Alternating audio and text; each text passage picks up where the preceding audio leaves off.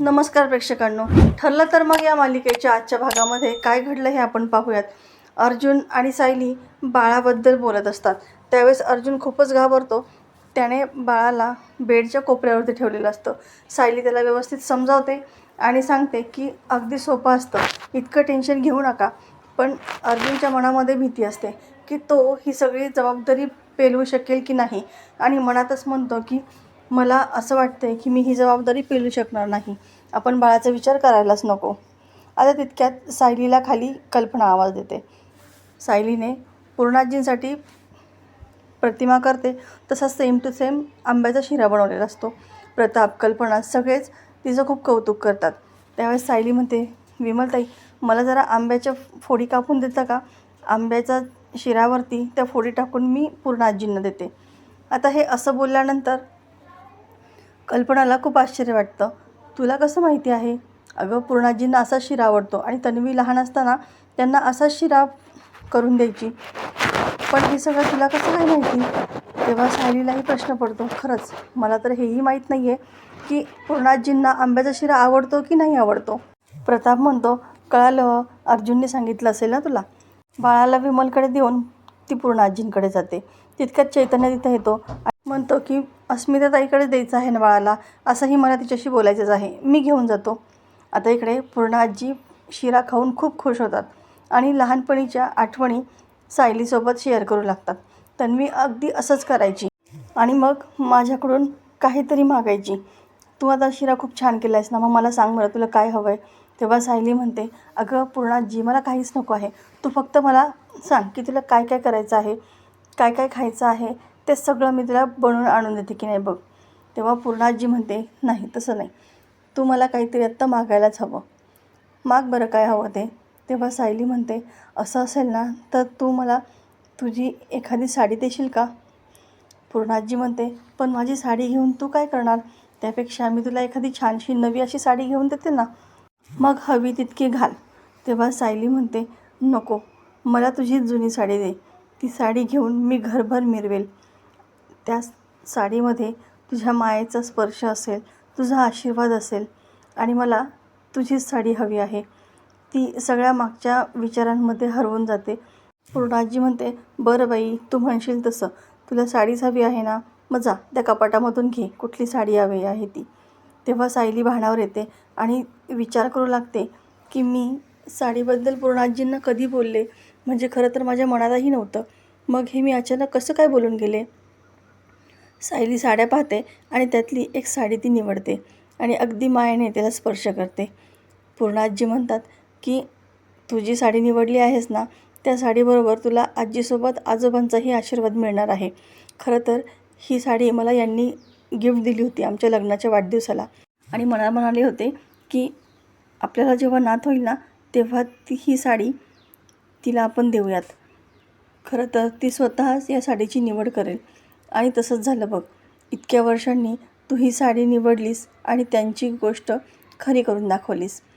आता सायली खूप खुश असते. त्या दोघींचं हे होणारं संभाषण प्रताप आणि कल्पना दोघीही ऐकत असतात. पण त्यांचा समज असतो की या सगळ्या बारीक बारीक गोष्टी अर्जुनने तिला सांगितलेल्या असतात. पण खरं तर तसं काहीच झालेलं नसतं. कल्पना म्हणते, बरं झालं अर्जुनने हे सगळं बारकाईने तिला सांगून ठेवले, म्हणून हे नाटक तिला व्यवस्थित करता तरी येते. आता इकडे चैतन्य अस्मिताशी बोलत असतो आणि तो सांगतो की अस्मिताई, तू अजिबात काळजी करू नकोस आणि त्या व्यक्तीचा विचारही मनामध्ये आणू नकोस. आपलं ठरलं आहे ना तसंच वागायचं. तितक्यात सचिन तिथे येतो आणि त्या दोघांना एकत्र पाहून नको तो गैरसमज करू लागतो. सॉरी मला जर माहिती असतं ना की तुम्ही दोघं आतमध्ये आहात तर मी आलोच नसतो आतमध्ये. जरा ते तुमचं काय चाललं आहे ते. आता त्याचं हे वागणं अस्मिताला खूपच विचित्र असं वाटतं. तो दोघांच्याही नात्यावरती संशय घेत असतो आणि संशयास्पद बोलून तो तिथून निघून जातो. अस्मिता चैतन्याला म्हणते, त्याचा हा गैरसमज खोडून काढायलाच पाहिजे, नाहीतर त्याची मजल आणखी वाढेल. आणि मग ती चैतन्याला घेऊन बाहेर येते. मोठमोठ्याने सचिनला आवाज देऊ लागते. तिच्या आवाजाने सगळेच घरातले गोळा होतात. ती सचिनला म्हणते, कावीळ झालेल्या माणसाचं कसं असतं, त्याला जग पिवळं दिसतं ना, तसंच आहे तुझं. तू ज्या घाणेरड्या विचारांनी घाणेरड्या नजरेने जगाकडे पाहतोस ना, तसंच तुलासुद्धा सगळं जग तसंच दिसतं. सगळेजण तुझ्यासारखे नाही आहेत पण घाणेरड्या वृत्तीचे. तेव्हा घरच्यांना काही अंदाजच येत नाही की नेमकी काय झालं आहे. प्रताप विचारतो, नेमकी कळेल का की काय झालं आहे? तेव्हा अस्मिता म्हणते की हा चैतन्य आणि माझ्याबद्दल नाही नाही ते घाणेरडे आरोप करतोय. हे ऐकल्यानंतर अर्जुनचा तर खूप मोठा पाराच चढतो. तो त्यालाच ओरडतो. सचिन म्हणतो, तुम्ही सगळे या सगळ्याला सामील असाल, कारण मी थोडंसं साक्षीबरोबर काय फिरलो, तुम्ही तर माझं कॅरेक्टरच खराब करून टाकलं. आणि आता तुमची ही मुलगी घरामध्येच जे काही धंदे करते ते तुम्हाला दिसत नाहीत वाटतं. अस्मिता रागातच त्याला म्हणते की नीट बोलायचं हां, आणि असं म्हणून एक सणसणीत त्याच्या कानामागे ओढते. सायली म्हणते, सचिन भाऊजी, ही तुम्हाला मिळालेली दुसरी आणि शेवटची संधी आहे. यानंतर पुन्हा जर असं काही बोलाल ना तर याद राखा. आता चैतन्यसुद्धा त्याला चांगलीच समज देतो. आमच्या दोघांच्या नात्याबद्दल काही बोलायचं नाही. अरे मी तिला ताई म्हणतो, थोडी तरी नात्यांची कदर करायला शिक. तेव्हा सचिन म्हणतो, मग तुमचं नातं तर एकदम जगाला अमान्यच असणार आहे ना. बहीण भावाचं नातं असं कुठले मानलेले बहीण भाऊ असतात रे. मग तर तुम्हाला राजरोसपणे सगळं करायची मुभास मिळालेली आहे. आता अस्मिता त्याला प्रचंड बोलते. त्याच्या वागणुकीवरून त्याला पहिल्या सगळ्या गोष्टींची आठवण करून देते.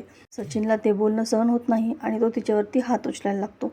तितक्यात अर्जुनमध्ये येतो आणि म्हणतो की अस्मिताईवरती हात उचलायची हिंमत दाखवायची नाही हा तू. सायलीसुद्धा त्याला जोरडते.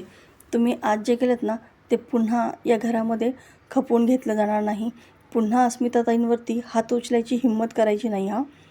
तेव्हा अर्जुन तर प्रचंड संतापलेला असतोच, मात्र कल्पना, प्रताप ते सुद्धा सचिनला नाही नाही ते बोलू लागतात. तू हवं ते वागायचं आणि आमच्याच मुलीवरती संशय घ्यायचा. आता असं म्हटल्यानंतर सचिन म्हणतो, एवढं जर तुम्हाला सगळं वाटत असेल ना तर तुमचीसुद्धा या दोघांच्या नात्याला काहीच हरकत नाही असंच समजावं लागेल. आता मला या घरामध्ये अजिबात राहायचं नाही आहे. अस्मिता म्हणते, तू का इथं राहणार नाहीस? मुळात मलाच तुझ्यासोबत राहायचं नाही आहे. चालता हो आमच्या घरामधून.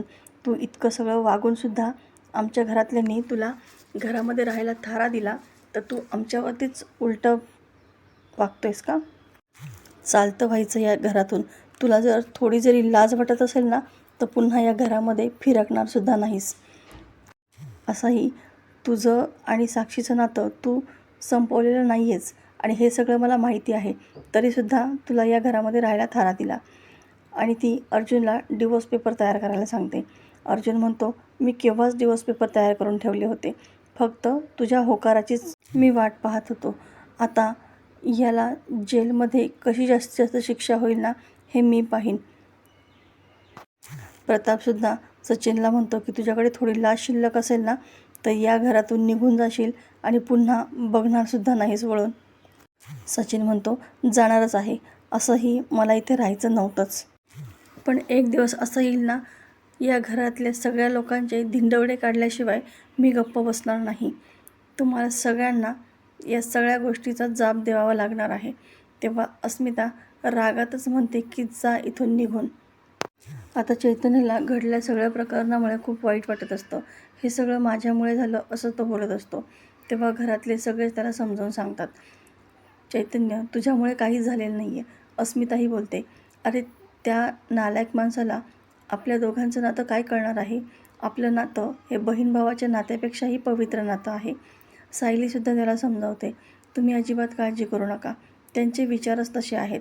तितक्यात कल्पना सायली अशी हाक मारते आणि ती पूर्णाजी ऐकतात. पूर्णाजी पुन्हा म्हणतात की तुम्ही पुन्हा तन्वीला सायली म्हणायला लागला आहात का? तुम्ही असा खेळ का खेळताय माझ्यासोबत? मी एकदा सांगितलं ना, ती माझी नात तन्वी आहे आणि ती तन्वीच राहणार आहे. उगाच तिला सायली बनवायचा प्रयत्न करू नका. आता सायली लगेच परिस्थिती सावरून घेते आणि म्हणते की अगं पूर्णाजी, मला सायली म्हणून कोणी हाक नाही मारली. मामी मला फक्त सायलीबद्दल सांगत होती, इतकंच आहे. सायली पूर्णाजींना खोलीमध्ये घेऊन येते. तेव्हा सायली त्यांची समजूत काढते. अगं पूर्णाजी, नावामध्ये गोंधळ होत नाही का तुझा? तू सुद्धा कितीतरी नावांनी हाक मारतेस ना, कधी कोणाला दुसऱ्या नावाने. तसंच आहे हे फक्त. आणि सायली नेहमी सतत त्यांच्या आजूबाजूला असते ना, त्यामुळे हा असा नावातला गोंधळ झाला. आता इकडे अस्मिता खूप रडत असते सचिनने तिच्यावरती असा संशय घेतला हे काही तिला पसनी पडत नसतं.